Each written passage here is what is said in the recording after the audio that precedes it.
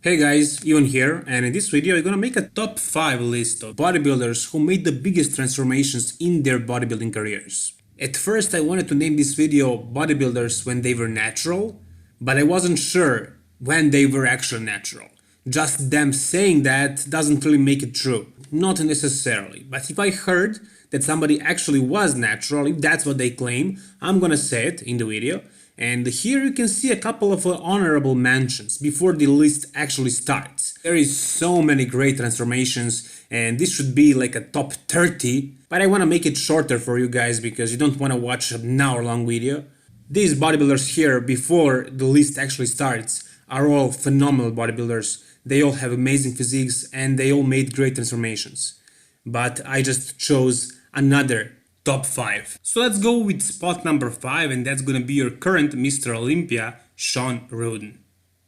Shawn is actually one of those bodybuilders that stayed natural for a really long time. He actually did start competing very young. He started competing when he was 17. Now he's 44, so that's 27 years of competing. But it wasn't until later on that he actually started using stuff, and that's when his body exploded. He was natural for a long time, worked hard, and then when he started using stuff, he exploded and became one of the top bodybuilders in the world. I think it was in his late 30s when he started using the stuff. That's what they say. That's what they say. I'm not sure about it, but that's what they say. He is also known for making crazy transformations year after year because he doesn't like being on juice. He likes to take his year off of it, pretty much the whole off season, that's what he says. And then when the competition comes, 4 months before, 3 months before, he starts using stuff, and that's where he makes crazy transformations. He changes his body totally, which we saw this year more evidently than ever because all eyes are on him because he's the Mr. Olympia, and at his guest posing at Pittsburgh Pro he looked much fatter than he is right now. Only 2 months later he looks lean and almost ready for the stage. Shawn Rhoden maybe deserves even higher place on this list simply because he keeps making transformations even right now. But would you say that his transformation is crazier than that of Flex Wheeler? I definitely do not think so. This transformation of Flex Wheeler, the way he looked when he was younger, is super crazy. I mean, he was so skinny that imagine if he came to you for advice. To you, yes, and he asked you, please tell me this and be honest. Do I have the genetic potential to be the best bodybuilder in the world? And you had to give an answer, and you have to be honest. What would you tell him? Would you tell him, yes, you can be the best bodybuilder in the world? I don't think so. I don't think I would say that, if I had to be honest. But I would be wrong, and you would be wrong as well. And he came so close to becoming the best bodybuilder in the world. But many consider him the greatest of all time. Many consider him better bodybuilder than Dorian Yates. Not me though, but many people do. Not so many of them consider him the rightful winner of the 1998 Mr. Olympia, because Ronnie absolutely dominated that stage. It wasn't even close. But still, he was able to make a crazy transformation, being a skinny little dude to becoming one of the greatest of all time. Another reason why he is on this list instead of some other people is because he was able to make transformations after his retirement. So he had some kidney issues. I believe he had a kidney transplant surgery. Correct me if I'm wrong, but I'm pretty sure that's what happened. You can see a huge scar on the left side of his stomach. So that's probably the reason why he wasn't able to train hard or to train at all or to eat right or to eat at all. And for that reason, actually he was probably eating, but not properly because he got fat. And you can see him on the right, how he looked at that point. But then later, in 2016, he made a transformation, a crazy one. So he made a comeback. He competed against the other younger guys. He took 15th place, but in classic physique Mr. Olympia. He did great, he looked awesome, especially compared to what he looked like before.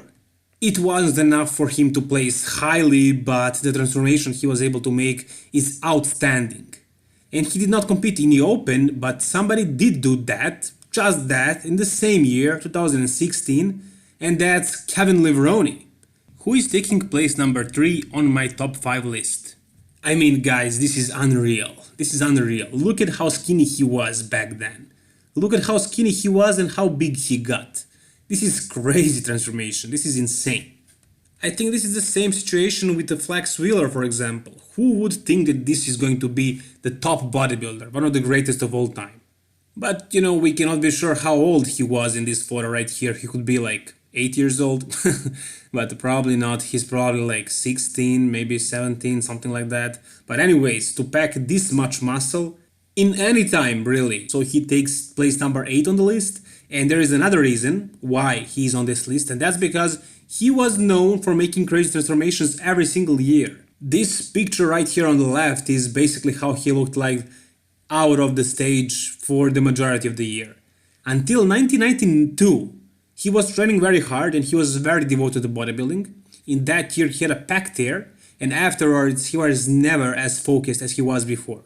He was traveling around the world, he had a band, he was singing, I believe, and maybe playing another instrument, I'm not sure exactly, but he was having a lot of fun throughout the whole year. And 4 months, only 4 months before the competition, he would start using the stuff and training very hard and eating properly and everything, and he would look like this picture on the right. So he was able to make crazy transformations every single year. Out of the gym, out of the competition season, he looked like an average Joe. He looked like some guy who lifts. Some guy who trains occasionally, basically, with a bit better genetics. But on the stage, he was one of the greatest of all time. And this right here is the reason why he is higher on the list, higher than the 2 guys that I previously mentioned. So at first, he was a skinny kid. Then he became one of the greatest bodybuilders of all time. Then he remained that while looking like an average Joe in the off season, and then once he retired in the early 2000s, he took a break from everything for nearly 15 years. And then in 2016, he made a comeback, and it was a really successful comeback. Unlike Flex Wheeler, Kevin competed against the big guys. He tried to place high at the Mr. Olympia, and many people predicted him actually winning the show. This was the time when he gained a lot of popularity. I followed his transformation very carefully, and I noticed that many younger guys who did not know much about Kevin Levrone started following him then. So his business grew and everything, but the transformation he was able to make was really good. His lower body wasn't up to par, but his upper body, especially from the front, not that much, and that's the reason why he didn't place high at the Mr. Olympia, but his front upper body looked really impressive. As you can see, he's holding his ground against Cedric McMillan, who is currently one of the top pros, and he actually is taking place number 2 on my list. Yep, that's right. And I'm sure many of you are scratching your heads and thinking, why is he better than Flex? Why is he better than Sean or Kevin? What is the reason? Well, yeah, he was very skinny when he started, as you can see on the picture number left. But he was pretty jacked. He didn't look horrible. He didn't look super skinny. Yeah, he was skinny compared to what he is today, but still, he was a tall guy. It's not very easy to pack on the mass when you are as tall as he is, and that's my height, so trust me, I know. And the reason why I actually put him so high on this list is because the way he looked when he was 26 years old. Kevin, Sean, or Flex, they did look skinny when they were young, but when they were really young, when they were in their teens, when they were 16, 17, 15. But here, on this photo right here, you can see Cedric when he was 26. 26, guys, that's 3 years older than me. He was 26 here, and he did not look like anything he looks now. He did not look promising at all. I mean, Lee Haney retired when he was like 28 or something. Arnold also retired when he was, I think, 30. He retired once in 75, but then again in 1980. So many bodybuilders, especially old school bodybuilders, retired before they hit 30. But this is Cedric at 26. And at this point in time, he was not conditioned, he was not massive, he did not show any promise at all. And this is really motivating me, personally, because I'm his height, and I don't look like a promising professional bodybuilder right now, nothing like that. But when I look at Cedric here, he also doesn't look super impressive. I can compare his physique to mine and I can see that he wasn't much better than I am right now. And I'm sure that many of you guys who would like to become professional bodybuilders someday and don't look promising right now, don't have any contracts, are not winning shows every single time you show up, can look at this photo right here of Cedric. See how he looked like when he was 26. 26, yeah. And look at how he looks right now. If this doesn't motivate you and makes you stick to your game, stick to your plan, and actually fulfill your dreams, nothing will. Nothing will, because this is amazing. Look at how good he looks like right now. Compared to what he looked like when he was 26, this is insane. And this whole transformation sends a very good message, and that is never give up, guys. Never give up. Cedric never gave up, and he became one of the best bodybuilders in the world.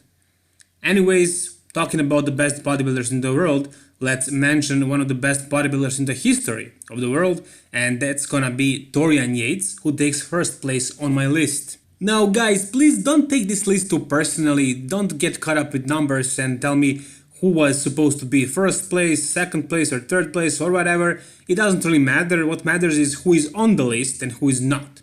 So you can focus on that if you want to hate on something. But basically Dorian is my favorite bodybuilder, and that's not why he's on the list. The reason why he's on the list is firstly because he made a huge transformation when he was very young. He didn't do bodybuilding until he was 21, I believe. He ended up in jail for like 6 months. He was basically living on the streets. He was living by himself, and he was 15 or 16 when his mother left, and he stayed in the city in the Birmingham. And then later, when he got out of prison, he started basically doing bodybuilding, living in his own apartment, and he transformed his body so fast that when he was 18, you wouldn't be sure he ever had any potential to become a bodybuilder at all. But then when he was 23, in like 2 years, you would be sure that he has the potential to be one of the greatest of all time. So it wasn't that much of a transformation as much as it was fast, you know, because he wasn't training, he wasn't eating properly or anything. He was naturally strong, he had a good physique, but what he was able to make in such a short time span. But that is not really the reason why he is number one on the list. The reason why he is number one on the list is because he is the original mass monster. He is the first bodybuilder ever that took bodybuilding to that level. He took it to another level. He made a basically huge transformation of the sport, pretty much, not only of his body. And afterwards, everybody followed him. Some people blame him for destroying the sport, actually, but not me. I like the sport what it is today. And he was the one to do it first. So when he was basically packing on all that muscle in 1992 and 1993, he couldn't have taken anybody's advice because he was first in those waters. Nobody else has been there before.